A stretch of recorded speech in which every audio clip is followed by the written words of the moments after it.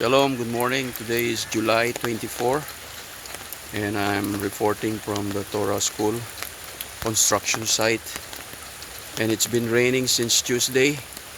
What I understand is the Muslim declared a holiday in the Philippines that Ishmael was offered in Mount Moriah rather than Isaac, the son of Abraham. And I think this is a curse to our country. And it's been raining abnormally since Tuesday, almost for 5 days straight, non-stop. And we are not spared from that calamities, which you already predicted.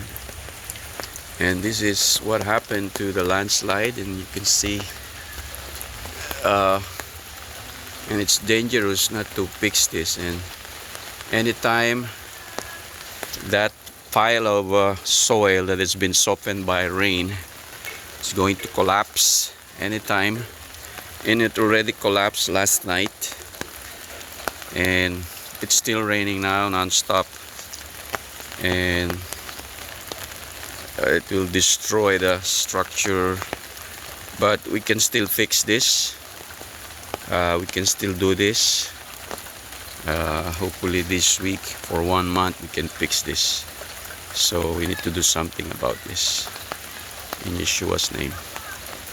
Amen. Tawagin mo si RR. Kailangan ko si RR dito.